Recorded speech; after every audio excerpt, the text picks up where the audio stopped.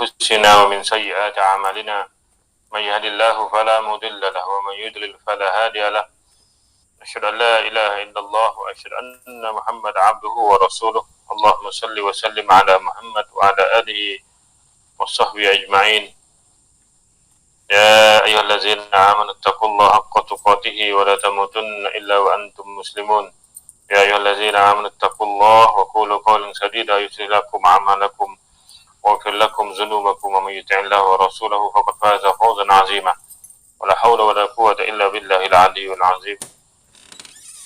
Alhamdulillah, bersyukur kita kepada Allah Subhanahu wa taala di penghujung bulan Rejab ini, 28 Rejab 27 Rejab kita dapat sama-sama lagi beribadat, seterusnya untuk kita menunggu bulan yang mulia Ramadan Al-Mubarak insyaAllah. Sahabat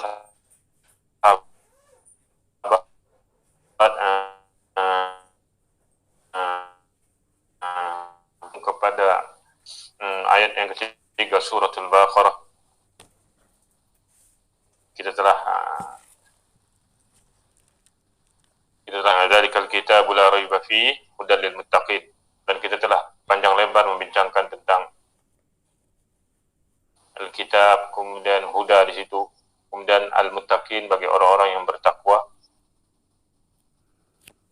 Apakah nilaian orang-orang yang bertakwa itu di sisi Allah Subhanahu wa taala? Maka kita harus coba menilai kembali apakah nilai ketakwaan kita itu memberikan sesuatu yang bermakna dalam hidup kita sebenarnya. Apakah nilai-nilai itu muncul dalam diri kita dan pemahaman kita tentang nilai takwa itu sendiri. Kemudian seharusnya seperti mana yang kita tahu bahwa setiap ayat yang kita baca itu selepasnya itu ada kesinambungan. Kadang-kadang ayat yang kita baca tersebut punya pengertian tersambung daripada ayat sebelumnya. Kadang-kadang ayat itu tersambung tanpa ada pengertian selepasnya itu. Jadi perkara unik dalam Al-Quranul Karim. Contohnya qul a'udzu birabbil falaq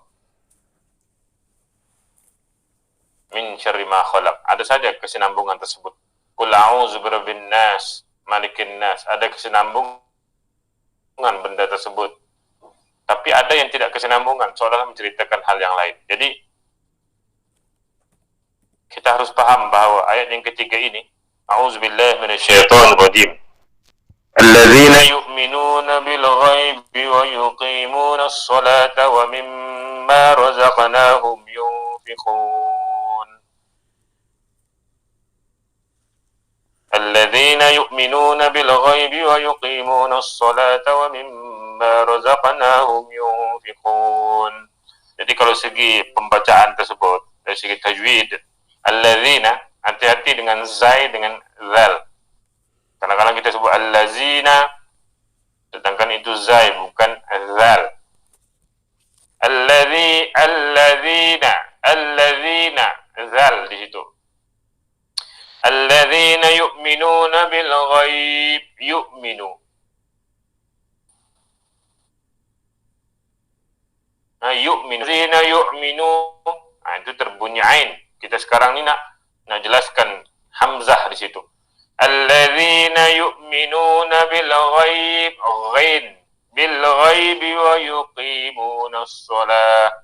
Wa yuqimu, qaf berbaris bawah itu lebih rendah ataupun tahapnya sederhana berbanding dengan dia berbaris atas. Jadi jangan terlampau tekan wa yuqimuna as-shalah. Kita tekan sangat. Tapi bila kita baca dia berbaris bawah wa yuqimuna as-shalah, sad di situ. Wa yuqimuna as-shalah, as-salata wa mimma gunnah. Jangan kedekut dengan gunnah. Wa mimma razaqnahum qaf. Kalau qala sughra di situ razaqnahum, tak boleh baca razaqnahum. Jangan ada bunyi razaqnahum. Bunyinya qaf di situ hanya berlaku apabila dia berada di hujung. Tapi bila dia berada di tengah-tengah, dia berbaris sukun. Kita hanya membunyikan apa? Secara razaqnahum yunfiqun. Razaqnahum. Nah, razaqnahum yunfiqun. Yunfiqun. Itu ikhfa, nun jumpa, fa. Yunfiqun, qaf. Berbaris depan. Yunfiqun. Jadi itulah beberapa cara baca yang terbaik untuk kita baca sebenarnya. Alladzina yu'minuna bil ghaib, boleh berhenti di situ. Sebab di selepasnya itu ada waw. Waw itu dipanggil waw ataf ataupun waw sambung. Alladzina yu'minuna bil ghaib, kita sambung. Wa yuqimuna shalah, boleh sambung lagi. Wa mimma razaqnahum yunfiqun. Jadi secara asasnya kalau kita jumpa dalam Al-Quran Karim ada huruf waw, itu menunjukkan dan kita boleh sambung dan berhenti di situ. Contohnya alladzina yu'minuna bil ghaib, ada waw kan? Wa yuqimunas shalah, ada waw. Wa mimma razaqnahum yunfiqun, itu. Tapi mungkin ada waw yang bersifat lain, jadi sama juga kita kena pelajari benda-benda seperti itu. Tapi diperbolehkan berhenti pada tempat-tempat begitu kalau napasnya tidak berapa panjang. Ini menceritakan tentang ayat sebelum itu. Zalikal kitab, adanya hudal lil muttaqin, dan petunjuk kepada orang-orang yang bertakwa. Disyarahkan oleh beberapa ulama tafsir tentang apakah arti takwa di situ. Tapi diceritakan Al-Quranul Karim, kalamullah menceritakan apakah sifat-sifat orang yang bertakwa tersebut. Dalam tata bahasa Al-Quran dipanggil, dia ada alladzi, dia ada allazina, dia ada allati, dia ada allati. Dia ada begitu dia punya tata bahasa Arab. Jadi allazina, orang-orang yang. Kalau alladzi, orang yang.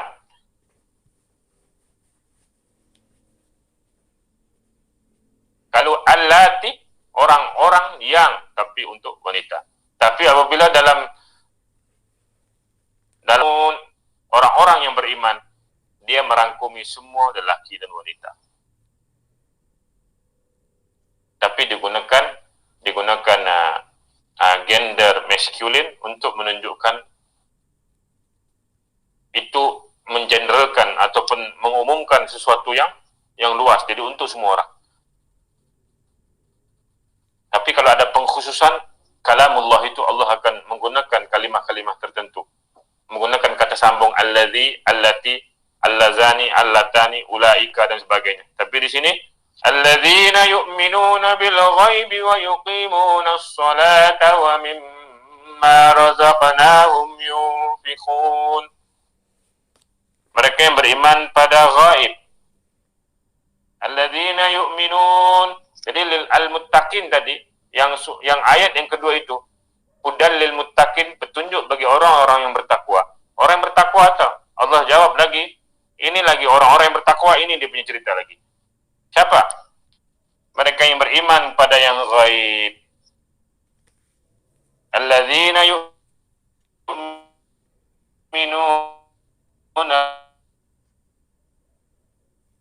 salat wa mimma razaqnahum, dan menafkahkan sebahagian rezeki. Wa mimma razaqnahum yunfiqun,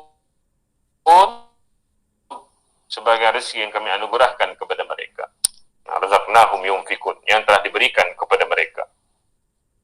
Jadi ada tiga identiti orang-orang yang bertakwa kepada Allah. Orang yang diberi petunjuk kepada Allah itu ada tiga kategori. Yang pertama, dia yakin kepada ghaib. Yang kedua, dia mendirikan solat. Yang ketiga, dia menafkahkan sebahagian rezeki yang telah diberikan kepadanya. Kita kembali kepada perkataan yu'minun. Yu'minun itu artinya beriman. Yang dimaksudkan iman di sini adalah pembenaran ataupun membenarkan perkara-perkara yang kita hadapi ataupun kita ketahui. Ini dikatakan Abdullah bin Mas'ud dan Ibnu Abbas radhiyallahu anhuma. Sementara Az-Zuhri mengatakan bahwa iman dalam ayat tersebut bermakna amal, practically. Sementara Rabi' bin Anas mengertikan beriman di situ ialah takut. Jadi masing-masing ada inspirasi, masing-masing ada interpretasi sendiri. Bagaimana mengatakan benda itu sesuatu yang dia rasa beriman kepada Allah, beriman kepada malaikat dan sebagainya. Jadi itu menunjukkan bagaimana rasa hati seseorang tersebut. Kadang-kadang orang bila berkata Alhamdulillah, artinya memang segala puji bagi Allah. Tapi kalau dalam hatinya itu apa dia rasa? Bila dia kata Alhamdulillah, seolah-olah bila dia kata Alhamdulillah, Allahu Akbar, nasib baik. Itu bagi dia dirasakan Alhamdulillah itu nasib baik. Ada orang merasakan bahwa bila dia Alhamdulillah itu happy-nya. Ada orang merasakan bahwa Alhamdulillah itu dia rasa ialah nasib baik. Ada seperti itu. Jadi itu mengikut interpretasi masing-masing. Tapi apa yang dikatakan Ibnu Jarir itu, Ibnu Jarir berkata bahwa apa yang dikatakan di atas itu semua untuk menggabungkan sesuatu hakikat iman, yaitu percaya kepada yang gaib. Sebab bila percaya kepada gaib itu adalah merupakan suatu intipati iman yang sangat kuat.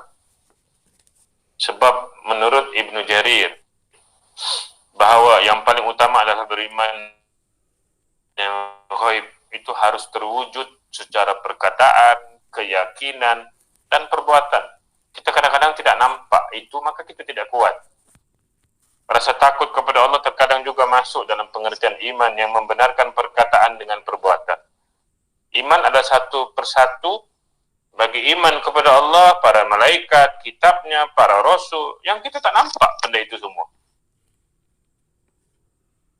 Itu sebabnya bagaimana orang-orang kafir menjadi kufur dan menjadi sesat. Sebab dia berceritakan tentang sesuatu yang dia mesti nampak. Bila dia tidak nampak, dia tidak kuat. Sama lah kita macam di sekolah. Selagi cikgu tak naik di dalam bilik kelas, lagi tu kita bising tu. Bila ada seorang cikgu, semua kelang kabut. Padahal tak nampak pun cikgu. Tapi kalimah cikgu itu memberikan satu impak untuk kita bersiap siaga, berdisiplin. Sama lah juga apabila kita beriman kepada perkara-perkara gaib. Jadi pendapat Ibnu Jarir itu bahawa beriman itu maksud di situ ialah beriman dengan perkara gaib. Itu yang paling kuat. Oleh itu dalam Al-Quranul Karim bahawa iman itu memberikan dua makna yang sangat utama. Beriman di situ allazina yu'minun, orang-orang yang beriman itu dalam Al-Quran ini membawa dua makna yang sangat besar. Yang pertama, iman bermakna sekadar percaya, yakin. Seperti mana firman Allah Subhanahu wa taala, "Wa ma anta bimu'minin lana walau kunna shadiqin." Dan kamu sekali-kali tidak akan percaya kepada kami sekalipun kami adalah orang-orang yang benar. Bimu'min. Jadi bimu'min di situ, wa ma anta bimu'min. Kau sekali-kali tidak akan percaya. Walau kunna shadiqin, walaupun kami adalah orang-orang yang benar.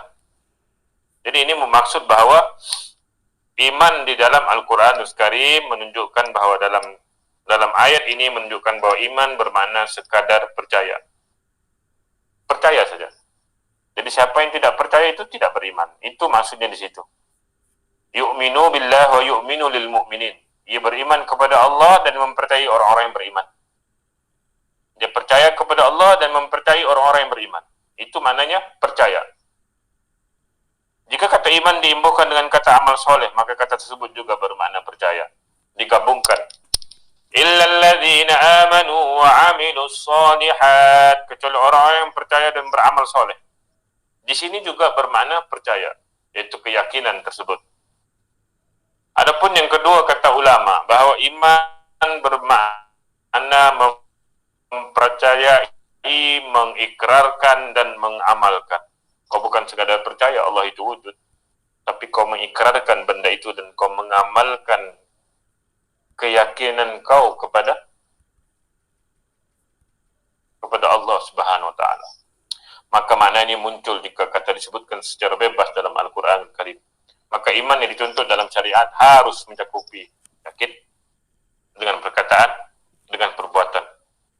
Maka pendapat inilah yang disebut oleh kebanyakan ulama. Yakin, perkataan, perbuatan. Kita yakin, kemudian kita sebut, kemudian praktikal. Imam Syafi'i, Imam Hanbal, Abu Ubaidah, dan mengatakan bahawa para ulama sepakat iman itu berupa ucapan dan perbuatan, dapat berkurang dan dapat bertambah. Hadis-hadis sahih tentang ini cukup banyak, menceritakan tentang iman tersebut. Maka sebagian ulama menafsirkan kata iman dengan al-khasyah, takut. Maksudnya takut itu sentiasa merujuk kepada sesuatu yang kita buat itu akan dinilai, dilihat. Itu rasa takut bila kita beriman kepada Allah. Dan kenapa kita katakan makna yang iman itu bermakna takut? Al-khasyah. Innal ladzina yakhshawna rabbahum bil ghaib lahum maghfiratun wa ajrun kabir. Sesungguhnya orang-orang yang takut pada Tuhan mereka, maka bagi mereka adalah ampunan dan pahala yang sangat besar. Jadi di situ menunjukkan bahawa iman di situ bermakna takut. Al-khasyah, takut. Bila kita tidak takut kepada Allah, kita akan membuat maksiat. Bila kita tidak takut kepada Allah, kita akan membuat sesuatu yang tidak dinampak oleh Allah SWT, sedangkan Allah nampak. Di situ sekadar percaya saja. Semua orang kita ini percaya kepada Allah, tapi dia mampu tinggal solat. Semua orang percaya kepada Allah, tapi dia mampu tinggal puasa. Sebab apa? Dia tidak takut kepada Allah. Dia hanya percaya Allah itu wujud. Berlakulah konfrontasi macam mana sekalipun, dia tetap percaya kepada Allah. Katakanlah macam mana pun, dia tetap yakin kepada Allah, bahawa Allah itu Tuhannya. Tapi dia tidak takut kepada Allah. Bila dia tidak takut kepada Allah, dia akan buat maksiat, dia akan buat kesalahan. Sebab dia yakin kepada Allah, tapi dia tidak takut. Man khasyar rahman bil ghaib wa ja'a bi qalbin munib. Dalam suratul Qaf, wahai orang yang takut kepada Allah yang Maha Pengasih, sekalipun tidak kelihatan olehnya, dan dia datang dengan hati yang bertaubat. Orang yang takut kepada Allah yang Maha Pengasih sekalipun tidak dilihat, dan dia datang dengan hati yang bertaubat. Maka ini sifat-sifat orang yang beriman kepada Allah Subhanahu wa taala. Kemudian takut kepada Allah dan iman pada yang gaib disandingkan dalam dua ayat tadi. Takut kepada Allah dan beriman kepada Allah. Sebagaimana iman disandingkan dengan perkara yang gaib. Jadi kalau kita beriman kepada Allah, yang kedua itu kita harus takut kepada Allah Subhanahu wa taala. Sebab itulah nilaian gaib di situ. Pendapat yang kuat adalah takut bukan pengertian daripada iman, tapi penyatuan daripada iman dan ilmu. Ada ulama lain mengatakan iman bukan takut kepada Allah, tapi dia penyatuan, dia beriman dan dia berilmu. Maka itulah beriman. Itu bagi pendapat setengah yang mengatakan bahawa dia begitu. Tapi ada orang yang mau, bila dia kata beriman, dia mau meletakkan dirinya itu takut kepada Allah Subhanahu wa taala. Sebab dia kata lagi cepat, lagi kuat benda itu dia untuk beriman. Sebab dia takut kepada Allah. Tapi tidak dikatakan dia takut kepada malaikat. Kalau dia takut kepada Allah, dia akan sentiasa melakukan sesuatu yang positif. Tapi kalau dia hanya yakin kepada Allah, dia tidak takut kepada Allah Subhanahu wa taala. Maka itulah saya cakap lebih awal tadi, interpretasi dia sendiri itu. Dia punya luahan dan dia punya penterjemahan tentang arti beriman kepada Allah Subhanahu wa taala. Macam orang kata bertakwa kepada Allah. Apa itu bertakwa? Takut kepada Allah. Jawapannya itu mudah untuk diberitahu kepada orang bahawa apa arti takwa kepada Allah? Takut kepada Allah. Jadi bila takut itu terus nampak. Takut itu terus nampak. Itu sebabnya pendapat yang paling kuat, iman itu bukanlah takut kepada Allah. Bila orang takut kepada Allah, dia buat silap, dia terus bertaubat, dia terus tak mau bergaul dengan orang. Bila dia buat silap, dia terus naik ke gua, duduk diam diri di dalam gua. Islam tidak mau meletakkan Allah itu sebagai sesuatu yang ditakuti. Tapi dalam satu masa perlu takut kepada Allah dalam dalam satu masa perlu mengharapkan keampunan dan rahmat Allah Subhanahu wa taala. Innama yakhshallaha min ibadihi ulama. Innallaha azizun ghafur. Sungguh orang yang paling takut di antara hamba-hambaku adalah para ulama, orang-orang yang berilmu. Sungguh Allah Maha Perkasa lagi Maha Pengampun. Selagi mana kita berilmu, selagi itulah kita makin takut kepada Allah. Kalau berilmu semakin sombong, itu bukan berilmu, itu sombong kepada Allah Subhanahu wa taala. Maka objektif pengajian, objektif ilmu yang didapat tidak tercapai. Kita kan kalau dalam apa-apa kursus dan sebagainya, kita punya output. Di akhir pembelajaran, pelajar akan dapat apa? Kita pun begitu, pelajar akan gini, pelajar akan gini, pelajar akan begini. Jadi kalau kita di ujung dalam hiding agenda kita objektif itu, bila kita beritahu, di ujung pelajar akan takut kepada Allah. Tapi tak mungkin kita letak dalam kita punya kursus. Nak beritahu bahawa di ujung, bila mempelajari benda ini akan takut kepada Allah. Takkan kita nak letak. Tapi itulah nilaian. Semakin kita berilmu, semakin kita kaji ilmu, semakin kita membaca Al-Quran, semakin kita membaca hadis, semakin kita menggali ilmu-ilmu agama ini, semakin kita takut kepada Allah Subhanahu wa taala. Gerunnya akan kemarahan Allah dan gembiranya dengan rahmat Allah Subhanahu wa taala. Tapi kalau berilmu semakin naik, semakin tinggi, semakin sombong. Allahu Akbar. Bila kena panggil ustaz tak boleh, mesti panggil doktor. Takutnya pangkat itu akan hilang. Bila jangan, itu prof, itu profesor dan sebagainya. Tidak kisah, panggilan itu adalah pengiktirafan manusia, silakan. Tapi bila kita lihat orang itu semakin berilmu, semakin dia ke masjid. Semakin berilmu, semakin dia ke masjid. Semakin berilmu, semakin ke masjid. Semakin berilmu, makin jauh masjid. Semakin berilmu, makin jauh masjid. Semakin berilmu, makin jauh masjid. Semakin berilmu, naik pangkat semua, semakin kurang baca Quran. Semakin naik pangkat, semakin kurang bergaul dengan manusia. Ini yang kita tidak mau. Kita tidak mau orang yang merasakan dia perlu mengaut sesuatu yang tinggi, tapi dalam masa yang sama dia tidak mengaut kasih sayang Allah Subhanahu wa taala kepada makhluk yang lain. Alladzina yu'minun. Kita telah selesai tentang pengertian iman tersebut.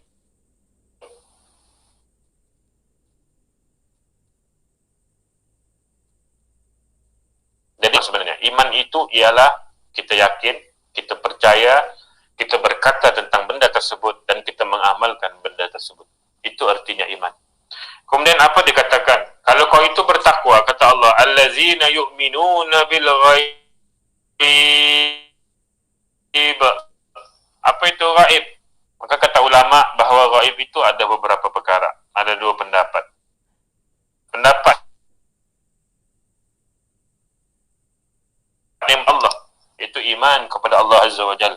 Iman kepada para malaikat yang kita tidak pernah nampak pun. Walaupun orang Melayu bilang apa tu? Selisih malaikat 44. Sampai sekarang saya belum jumpa tu 44 malaikat. Siapa pernah jumpa 44 malaikat? Oh, selisih malaikat 44. Kenapa 44 bang? Punya ramai malaikat tu, ada beribu, puluh ribu, ratus ribu di atas lain. Kenapa kau 44-nya? Arah Cina kalau kita kata 44. Kenapa? Saya belum jumpa lagi. Nanti mau Google betul-betul lah apa intipati Melayu itu, selisih malaikat 44. Mungkin adalah dia punya ilmu-ilmu tu malaikat 44. Yang pastinya malaikat 44 ke 78 ke 55, yang pastinya sedang orang rakib dan atid ada dua di tepimu setiap masa menulismu, setiap masa menulis. Malaikat itu tidak tidur dan tidak akan lupa. Kau buat ke mana pun dia tetap tulis, Cuma malaikat itu tak ada ketuk pam sekali. Dan paling pelik kita ni orang Melayu, wahai malaikat kedua-dua, bangunkan aku esok subuh. Oh, itu bukan kerja malaikat bang. Malaikat bukan kerja dia menggerakkan kita subuh. Alhamdulillah setiap malam bangun. Syukurlah ada malaikat dua-dua. Malaikat tidak pernah bangunkan orang subuh. Iblis menidurkan orang subuh ada. Jangan-jangan iblis yang kasih bangun kau subuh. Supaya kau nanti bagi tahu di Facebook. Alhamdulillah 3 malam berturut-turut dapat solat tahajud. Bagi tahu di Facebook. Alhamdulillah sudah hampir 2 bulan dapat tahajud hari-hari. Alhamdulillah malaikat bantu aku bangun. Bukan malaikat bantu tu kak. Iblis tu bantu supaya kau sombong kepada Allah Subhanahu wa taala. Jadi pastikan benda-benda seperti itu. Jadi pastikanlah malaikat bukan tugas itu. Malaikat menulis apa saja dia akan lapor tanpa disembunyi. Laporan harian. Percaya kepada kitab. Tentu saja kita percaya kepada Zabur, Taurat, Injil dan lain-lain itu. Walaupun kita tidak pernah nampak kitab tersebut. Tapi sebab apa kita yakin? So itu datang daripada Nabi SAW. Kemudian percaya kepada Rasul. Disebutkan dalam Al-Quranul Karim. Nabi Adam alaihissalam disebutkan. Nabi pun tidak pernah jumpa Nabi-Nabi tersebut. Cuma keyakinan Nabi tersebut selama kalau kita cerita pasal peristiwa Isra dan Mi'raj, Nabi tak pernah jumpa Nabi Adam, Nabi tak pernah jumpa Nabi Musa. Nabi terima daripada Allah. Wa kallamallahu Musa taklima. Wa 'allama Adam al-asma'a kullaha. Thumma Zakaria. Semua tu Nabi tak pernah jumpa. Tapi apabila dibawa pada tahun ke-10 kenabian, dibawa ke peristiwa Isra dan Mi'raj, akhirnya Nabi jumpa langit pertama, jumpa Nabi Adam alaihissalam. Oh ini rupanya Nabi Adam. Akhirnya Nabi jumpa Nabi Yusuf alaihissalam. Apa kata Nabi sallallahu alaihi wasallam? Dihimpunkan keseluruhan kekacakan umat manusia di bumi ini masih separuh. Kaca itu lebih kaca Nabi Yusuf alaihissalam. Kau terlampau teruja, kau terlampau handsome manusia di dunia ini kan. Wow, teriak-teriak ini handsome-nya. Lakimu yang handsome itu. Di bumi ini masih setengah lagi. Yusuf lagi handsome.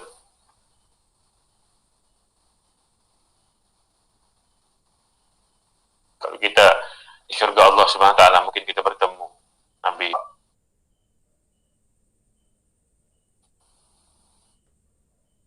Tapi Nabi tidak pernah bertikai kepada Allah sepanjang 10 tahun. Ya Allah, aku tak pernah jumpa Nabi Adam. Aku hanya dengar saja.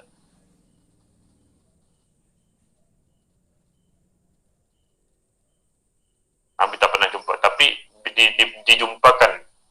Inilah Nabi Isa di langit-langit tersebut.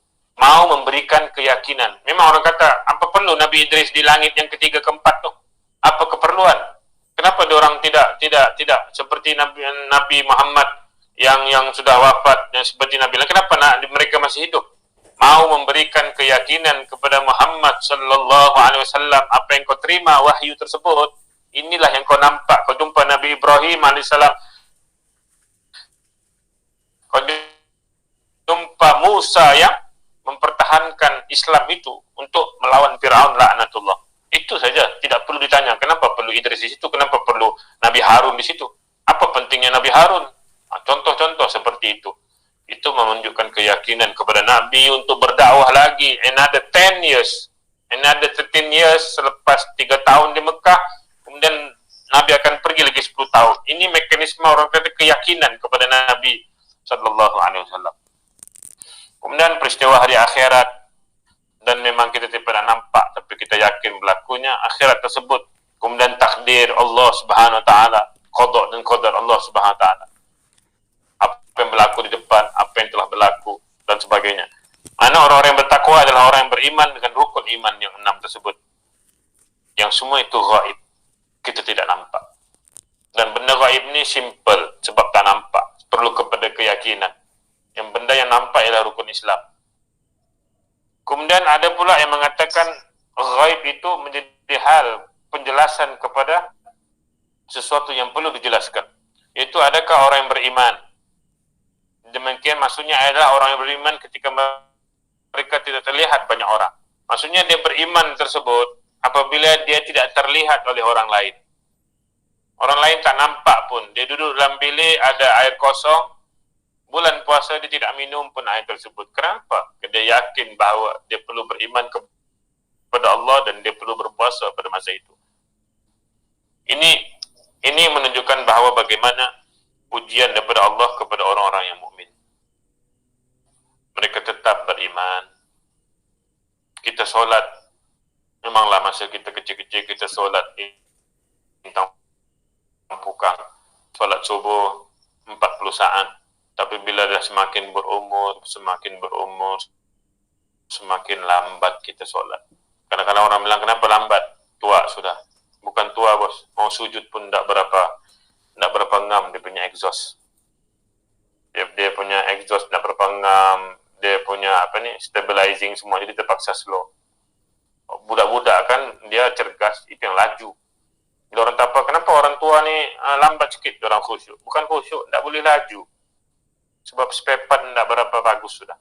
Jadi terpaksalah slow-slow. Jadi begitulah orang mengatakan bahawa bila kita solat seorang diri, itulah solat yang paling terbaik sebenarnya.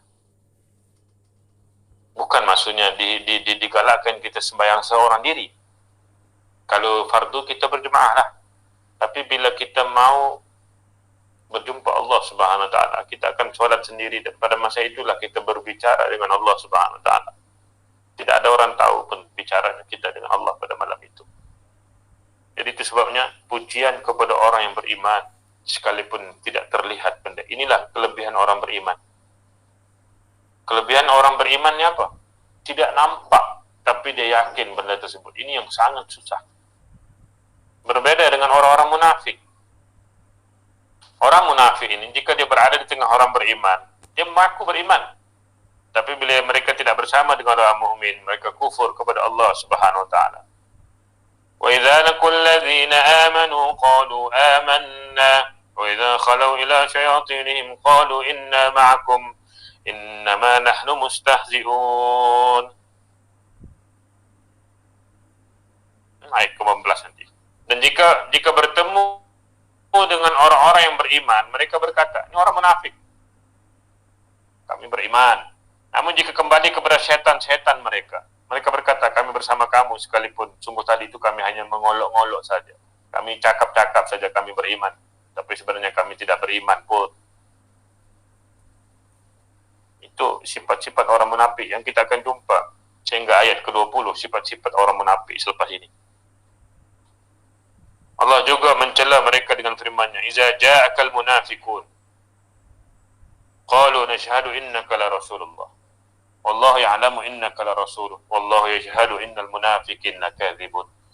Apabila orang-orang munafik datang kepadamu, mereka berkata. Apabila orang munafik datang kepadamu, mereka berkata, kami mengakui bahawa sungguh kamu benar-benar Allah, benar-benar Rasulullah. Dan Allah mengetahui bahawa sungguhnya kamu benar-benar Rasulnya. Dan Allah mengetahui bahawa sungguhnya orang munafik itu benar-benar orang pendusta. Dalam suratul munafikun, awal-awal sekali. Iza ja'akal munafikun, qalu nashhadu innaka la rasulullah. Jadi pendapat yang paling kuat adalah orang yang pertama. Jadi pendapat yang paling kuat tentang apakah gaib tersebut ialah mempercayai rukun iman yang 6 tersebut. Itu hal-hal yang harus diimani orang-orang yang takwa, bukan pada kondisi orang-orang yang beriman. Jadi menurut Abu Al-Aliyah dimaksudkan gaib adalah iman kepada Allah, malaikat, kitab, rasul, hari akhirat, surga, neraka, pertemuan dengan Allah. Inilah yang dibicarakan kepada kafir musyrikin Mekah. Juzuk 30 itu selama 13 tahun. Cuma perbicaraan kita hari sekarang lebih berlegar dengan rukun Islam. Betul ataupun tidak? Kita berlegar dengan rukun Islam. Kita berbicara tentang solat, tentang puasa, tentang zakat, tentang pergi haji dan sebagainya, tentang jual beli. Itu perbicaraan kita sekarang. Tapi perbicaraan rukun iman itu sangat kecil perbicaraan rukun iman tersebut.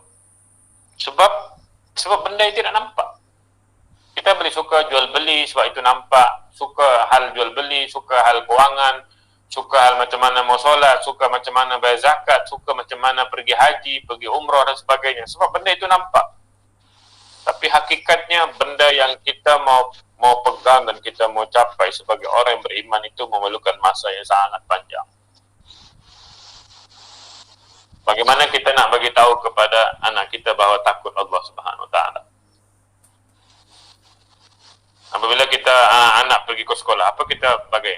Alhamdulillah ada duit belanja, ada sudah semua. Adakah pernah kita cakap kepada mereka, takut kepada siapa? Takut kepada Allah. Bila kita jumpa anak kita, takut kepada siapa? Takut kepada Allah.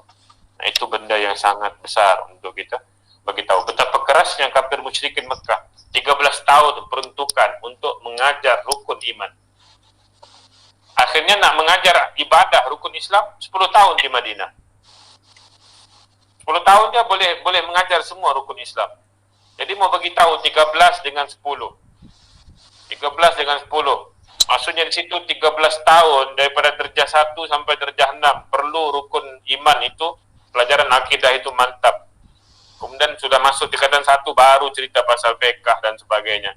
Untuk menunjukkan bagaimana bahawa pentingnya al-iman, pentingnya yu'minun, pentingnya kita mempercayai alam gaib dan sebagainya. Itu sebabnya bahawa apa kata Ibnu Abbas, bahawa gaib adalah apa-apa yang datang daripada sisi Allah Subhanahu Wa Taala. Sisi Allah, gaib itu datang daripada sisi Allah dan sisi Rasul, bukan datang daripada ustaz dan ulama-ulama. Tidak mungkin gaib itu diketahui. Siapa yang mengetahui perkara gaib, dia tidak kufur kepada Allah dan Rasul. Mana boleh kita tahu perkara gaib? Perkara gaib itu ya perkara rahsia Allah dan rahsia Rasul. Tapi kita kadang-kadang percaya perkara gaib. Itu sebabnya kita dilarang untuk pergi berjumpa bomoh dan bertanya kepada bomoh akan sesuatu perkara yang bersifat gaib kita tidak nampak. Itu sebabnya Nabi SAW dalam hadis Muslim menegaskan secara jelas, man ata kahinan falatasaddaq ma qal laqad kafar. Ataupun au kama qal, ada hadis lain juga, laqad kafara mimma ba'atha ila Rasulillah sallallahu alaihi wasallam. Siapa yang percaya kepada bomoh, salah. Ada hadis lain lagi, man ata kahinan fatasaddaq la yuqbal min salatihi 40 yawman. Siapa yang percaya kepada bomoh dan tidak diterima solatnya 40 yawman, 40 hari tak diterima solat. Sebab apa? Kita percaya kepada gaib. Yang gaib itu siapa? Kenapa dia tahu gaib? Dia tahu gaib sebab pembisikan iblis daripada iblis bagi tahu. Yang buat dia tu jiran sebelah, yang buat itu jiran sebelah, yang hilang emas itu si anu yang ambil dan sebagainya. Siapa yang bagi tahu? Iblis yang membisikkan benda itu, dan dia tahu cerita dan dia suruh intai siapa yang curi dan curi. Dan benda itu menjadi implikasi pergaduhan sesama kita. Sebab gaib itu milik Allah, tapi kenapa diketahui oleh setengah manusia? Itu sebabnya Nabi larang mempercayai seorang bomoh. Kami ikhtiar mesti ada sesuatu yang pasti, bukan ikhtiar secara gaib. Main telik air dan sebagainya. Wa'iyahzubillah. Semua itu masih berdekatan antara satu sama lain. Semuanya benar. Apa yang dikatakan oleh Allah semua itu semua benar. Iman pada gaib, indikasinya alasan adalah sama. Jadi memberikan keyakinan kepada kita percaya kepada Allah dan semua rukun iman yang 6 tersebut adalah sesuatu yang sangat sukar. Nabi SAW, kita sebut Allahumma salli ala Muhammad. Pernah nampak Rasul? Tak pernah nampak.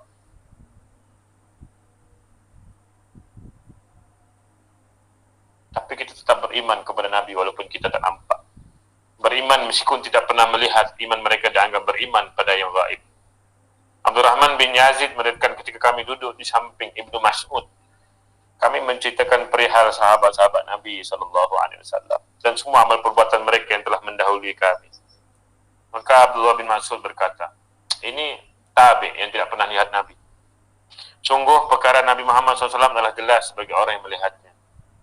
Demi Tuhan yang tidak ada Tuhan selain Dia, tidak ada seorang pun yang memiliki iman lebih utama daripada iman orang yang tidak melihat Nabi SAW. Tidak ada seorang pun yang memiliki iman lebih utama daripada iman orang yang tidak melihat Nabi. Maksudnya Ibnu Mas'ud berkata begitu. Kenapa? Kami lihat Nabi, tapi kamu tak lihat Nabi, tapi kamu lebih kuat keimanan sedangkan kamu tidak nampak. Maka kamu lebih utama sebenarnya. Itu sebabnya selepas itu Ibnu Mas'ud membacakan Alif Lam Mim Zalikal Kitabu la raiba fihi hudal lil muttaqin. Memberitahu bagaimana pengisytiharan Ibnu Mas'ud tentang sesuatu hal yang disebutkan allazina yu'minuna bil ghaib. Jadi di situ digolongkan kepada orang yang tidak melihat Nabi sallallahu alaihi wasallam.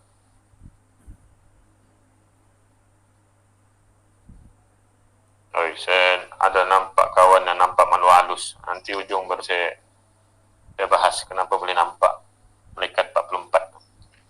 Abu Jum'ah Al-Ansari mengatakan kami pernah makan malam bersama Rasulullah SAW termasuk Ubaidah bin Al-Jarrah. Abu Ubaidah bertanya kepada Rasulullah sallallahu alaihi wasallam, "Ya Rasulullah, hal ahadun khairum minna?" Adakah orang yang lebih baik daripada kami ya Rasulullah? Aslamna ma'ak wa jahadna ma'ak. Kami masuk Islam dan kami berjihad bersama engkau ya Rasulullah. Lalu Nabi jawab, "Na'am. Ada orang yang lebih mulia daripada kamu." Terduduk Abu Ubaidah Al-Jarrah. Kami bersamamu ya Rasulullah. Kami berjihad bersamamu. Mana mungkin ada orang yang lebih mulia daripada kami ya Rasulullah. Kata Rasulullah, ada. Na'am, qaumun yakununa min ba'dikum yu'minuna bi wa lam yarawni. Wahai Rasulullah, adakah orang lebih baik daripada kami, kata sahabat. Seolah-olah pancingan. Pancingan untuk apa sebenarnya? Untuk bagi tahu bahawa kami inilah yang terbaik untukmu ya Rasulullah. Bersama kami penat, lelah dan sebagainya.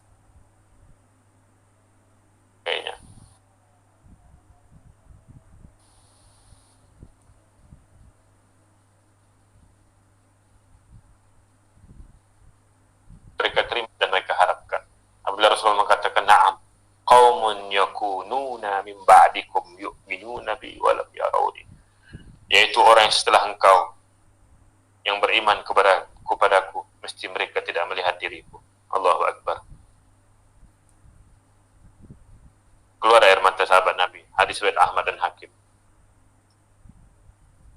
Kita inilah sahabatku sekalian. Kita tidak pernah nampak Nabi SAW, tapi kita ikut sunnah Nabi SAW. Kita yakin Nabi SAW tanpa kita gentar satu pun yang kita tidak yakin kepada Nabi SAW. Abu Jum'ah Al-Ansari meriwayatkan kami pernah bersama Rasulullah di antara kami dan Mu'az bin Jabal adalah orang yang ke-10 daripada kami. Kemudian kami bertanya, "Ya Rasulullah, hal min qaumin a'zamu minna ajra amanna bika wattaba'nak?" Qala, "Wa ma yamna'ukum min dhalik? Wa Rasulullah SAW baina azhurikum ya'tikum al-wahyu minas sama' bal qaumun ba'dakum ya'tihim kitabun min baina law hayna yu'minuna bih wa ya'maluna bima fihi ulaika 'azamu minkum ajra." Ini satu lagi pertanyaan sahabat. Mereka tak puas hati. "Ya Rasulullah, adakah satu kaum yang mendapat pahala lebih besar daripada kami?" kata sahabat. "Kami beriman kepadamu dan kami mengikutimu, wahai Rasulullah." Nabi menjawab, "Tiada yang menghalangi kalian daripada hal tersebut. Itu yang pasti. Sebab Rasulullah SAW berada di antara kalian menyampaikan wahyu yang turun dan dari langit kepada kalian secara langsung. Sementara kata Nabi, orang-orang yang setelah kalian datang kepada mereka Al-Quran yang terhimpun di antara kedua sampulnya, lalu mereka beriman kepadanya dan mengamalkan apa yang dikandungnya. Mereka lebih besar pahalanya daripada yang diberikan kepada kalian. Allahu Akbar. Sedih balik sahabat Nabi SAW. Memberitahu betapa Nabi SAW. Tentu Nabi sayang kepada sahabat Nabi. Sahabat Nabi surga semua tuan.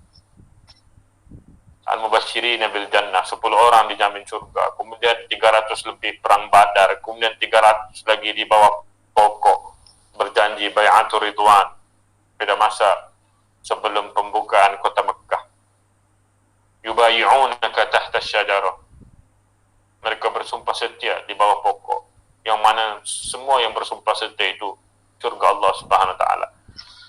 Sebab pioneer, orang yang pioneer membawa jihad Islam itu sebenarnya adalah sesuatu yang sangat murni sebenarnya bila mereka dapat bawa benda-benda seperti itu. Tapi untuk apa? Untuk orang yang selepasnya. Tapi kita orang yang selepasnya apa yang kita buat? Ini adalah bukti menunjukkan bagaimana al-wijadah. Faedah hadis ini masih dipersiskan oleh para ulama. Alasannya boleh mengambil hadis ini menggambarkan pujian Nabi kepada mereka, bukan menunjukkan bahwa sahabat Nabi itu lebih kurang imannya berbanding dengan kita. Bukan maknanya ada orang golongan yang lebih baik daripada sahabat Nabi. Tak mungkin ada orang yang lebih baik daripada sahabat Nabi SAW. Tapi ini untuk menggambarkan bagaimana Rasulullah SAW memuji orang yang tidak pernah jumpa Nabi, tidak pernah bertanya Nabi, tapi lebih baik perbuatannya, maka sesungguhnya pahala mereka itu lebih besar berbanding dengan para sahabat Nabi yang memang sudah besar dia punya pahala. Ini motivasi sebenarnya.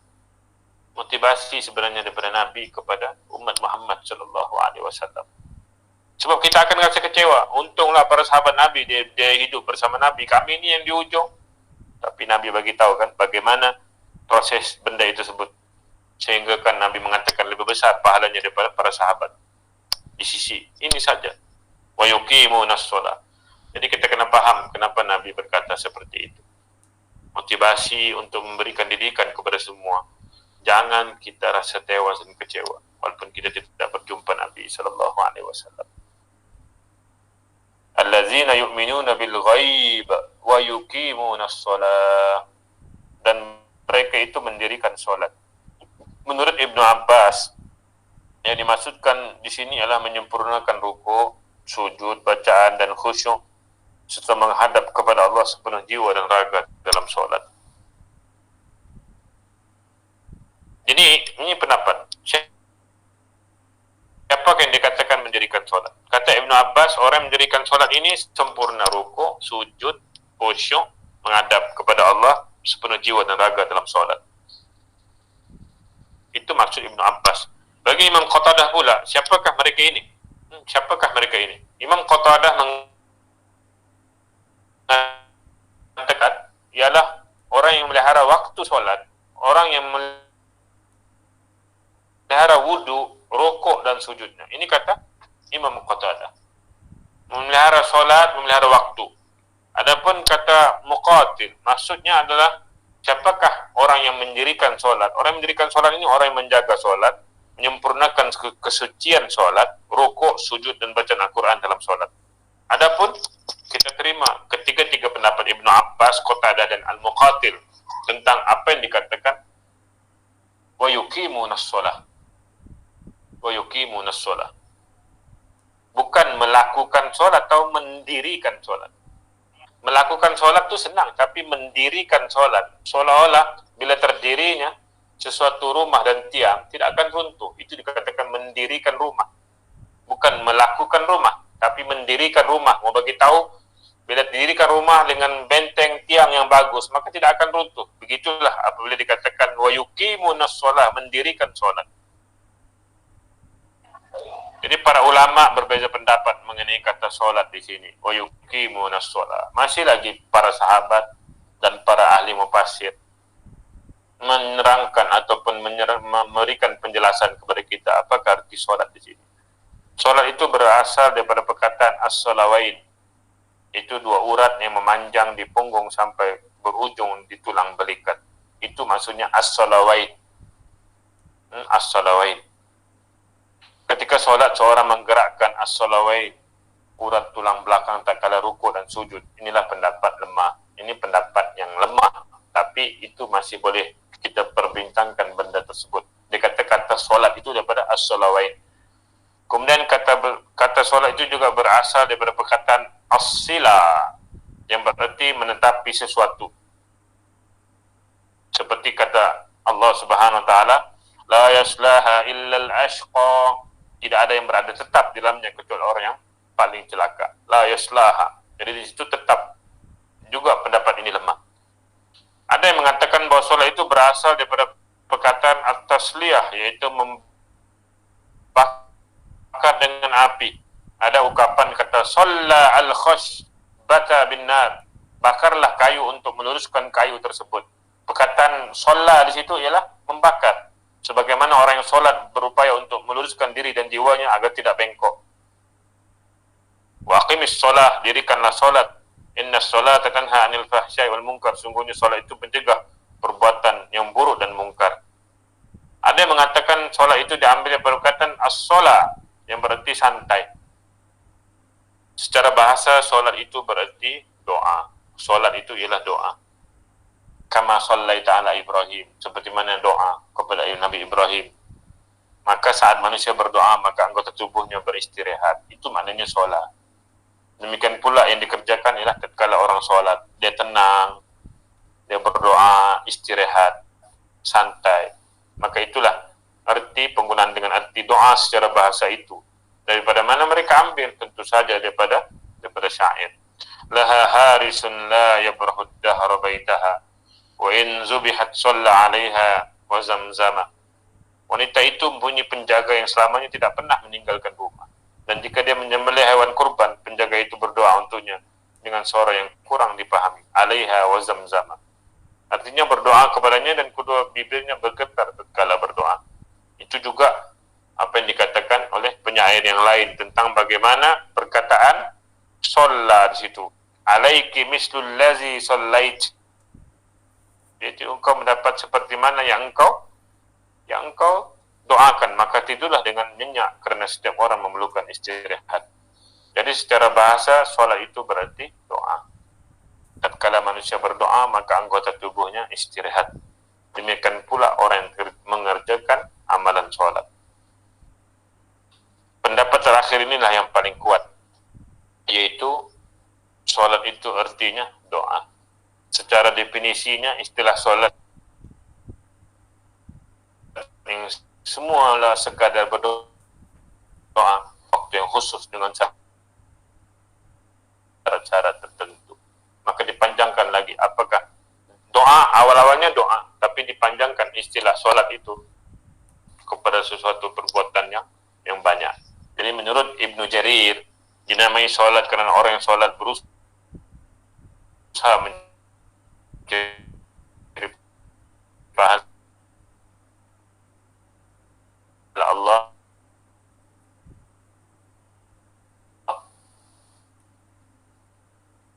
pengertian solat. Bila kita orang cakap solat bukan solat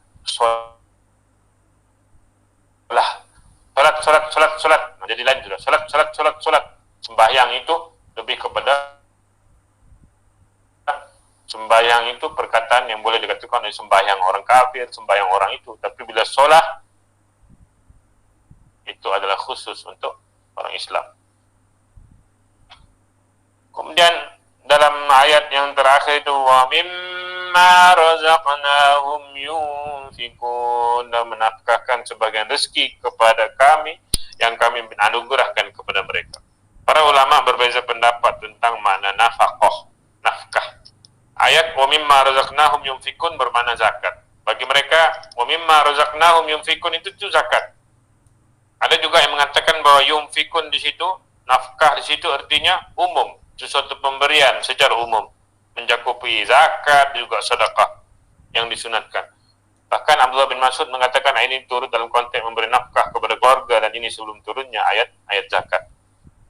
Jadi menurut Imam Ad-Dahhak, nafkah adalah suatu bentuk pengorbanan kepada Allah sesuai dengan kemampuan dan usahanya sampai turunlah perintah zakat. Mula-mula ada keperluan, dapat lagi sunat dulu, sunat lalas, baru turun perintah zakat yang wajib bagi setiap muslim. Jadi maksud ayat di sini kata Imam Qatadah, berinfaklah kalian dengan sebahagian pemberian yang telah Allah anugerahkan kepada kalian. semua harta itu titipan itu, wahai anak Adam, yang hampir saja akan berpisah dengan. Maka pendapat yang paling kuat, apa yang dikatakan yunfikun di sini ialah zakat dan sedekah. Maka inilah beberapa pendapat daripada ulama tentang bagaimana dikatakan yunfikun, mereka menafkahkan.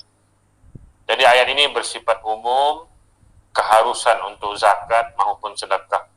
Maka orang-orang yang bertakwa, cirinya haruslah memenuhi segala kewajiban yang ada kaitan dengan harta yang dia miliki dan harus melaksanakan segala dituntut daripada mereka. Ini berupa keharusan berzakat, kewajiban memberi nafkah, keluarga, hamba, kerabat. Maka inilah pujian yang diberikan kepada Allah, alladzina yu'minuna bil ghaibi wa yuqimuna shalah wa mimma razaqnahum yunfikun. Dan sering Allah menyamakan solat itu dengan zakat dalam Quran. Banyak kan? Banyak diberikan dalam Quran. Wa aqimus shalah wa atuz zakah. Wa aqimus shalah, dirikanlah solat dan bagilah zakat. Mau bagi tahu di sini, apabila kombinasi di antara ibadat dengan sesuatu nilaian harta, bahwa kalau kau baik macam mana pun kau solat, tapi kalau kau tidak memberikan sesuatu hak kepada orang lain, jangan kau kira bahawa solatmu terbaik. Sama juga, kau ada punya harta dan kau bagi pemberian itu sedekah dan sebagainya, tapi tidak menyempurnakan solatmu, jangan kau kira kau itu orang beriman. Jadi orang beriman itu kombinasinya dua. Kombinasinya dia solat mesti sempurna, dalam masa yang sama, dia tidak boleh solat saja dan mengaku bahwa dia beriman. Tapi dalam masa yang sama, dia harus mengintai-intai siapakah yang memerlukan harta.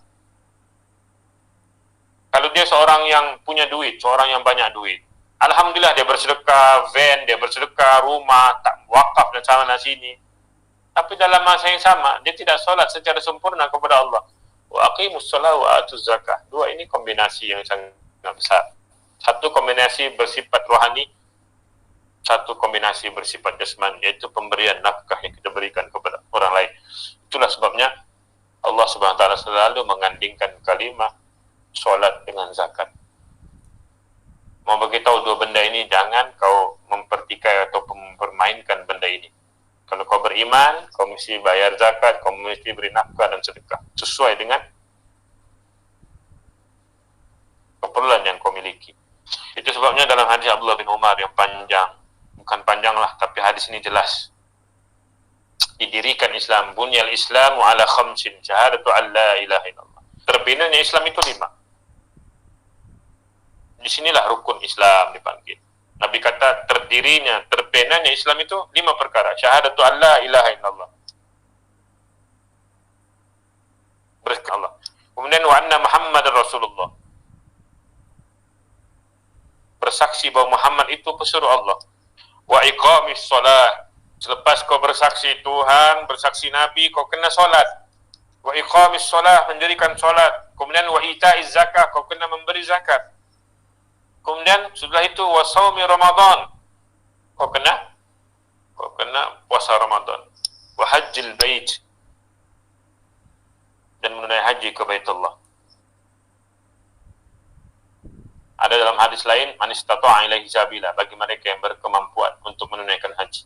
Jadi di hujung sekali itu menunjukkan bagaimana Islam itu terdiri daripada 5 rukun Islam yang sangat utama. Jadi allazina yu'minuna bil ghaib, rukun iman. Selesai. Kemudian allazina yu'minuna bil ghaib wa yuqimunas shalah.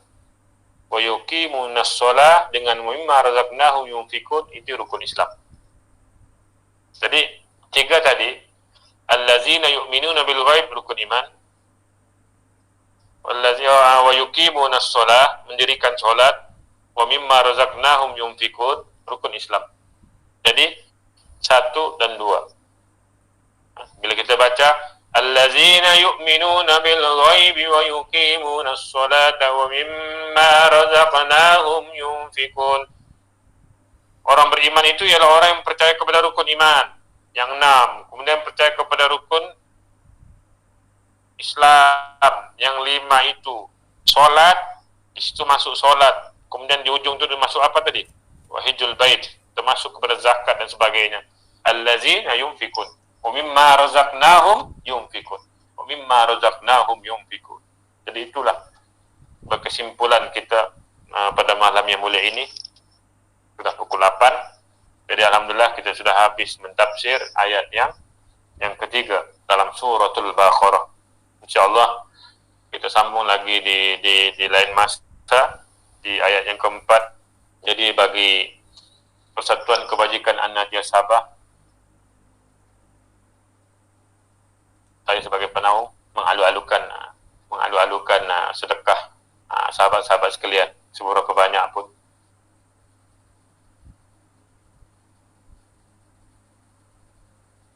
Alhamdulillah sejak bulan 3 tahun lepas sampailah sekarang ini kami telah berinfak hampir 400,000 untuk asnaf-asnaf, sampailah ke buat surau dan sebagainya. Alhamdulillah berkat pemberian daripada sahabat-sahabat dan orang-orang ramai, alhamdulillah kami dapat bergerak dengan membuka kelas mengaji dan sebagainya. Mudah-mudahan kita akan membuat sesuatu yang terbaik. InsyaAllah minta ahli kepada Persatuan Kebajikan An-Najiyah. InsyaAllah mengatakan ada sahabat yang nampak apa itu? Makhluk halus. Adakah nampak makhluk halus itu sesuatu kehebatan ataupun sesuatu pemberian yang bagus sebenarnya? Secara normal, orang yang biasa tidak akan nampak benda tersebut dan benda itu sangat takut untuk memperlihatkan dirinya. Itu ada tuh Bank Islam, boleh tengok di chat.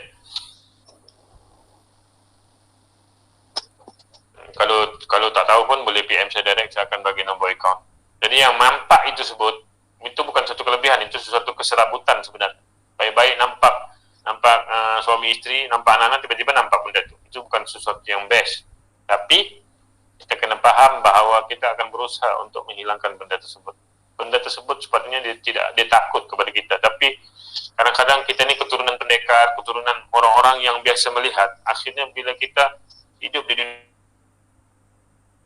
ini, benda-benda itu transfer kepada kita dan kita pun terhijab untuk nampak benda seperti itu. Benda itu sesuatu yang tidak best sebenarnya.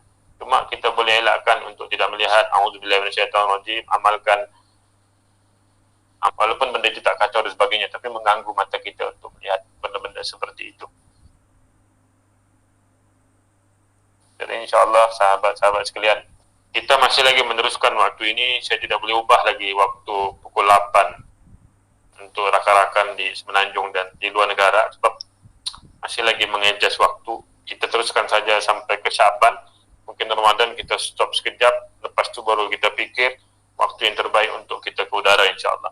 Dan insyaAllah kita ada daurah Ramadan. Nanti kita akan alu-alukan anda punya kami daurah khas untuk bulan Ramadan. InsyaAllah saya akan post di grup nanti daurah tentang persediaan Ramadan. InsyaAllah kita akan sama-sama, saya akan share nanti. Kita akan ada buat daurah, mungkin bukan malam seperti ini, kita buat mungkin hari Sabtu ataupun hari Ahad selama 2 jam ataupun 3 jam. Sesiapa yang ada keluangan insyaAllah boleh sama-sama nanti. Terima kasih sahabat-sahabat semua di atas keluangan masa yang diberikan pada malam yang mulia ini. Mudah-mudahan kita semua dirahmati Allah Subhanahu wa taala. Allazina yu'minuna bil ghaib wa yuqimuna as-salata wa mimma razaqnahum yunfiqun. Kita mau itu sebenarnya. Terima kasih kepada semua dan didoakan semua dalam rahmat Allah Subhanahu wa taala. Kita tangguhkan kuliah tafsir kita pada malam yang mulia ini dengan tasbih kafarah. Subhanakallahumma wa bihamdika astaghfiruka wa atubu ilaik. Subhanakallahumma wa bihamdika astaghfiruka wa atubu ilaik. Wassallallahu ala Muhammad wa ala alihi washabbihi ajma'in. Assalamualaikum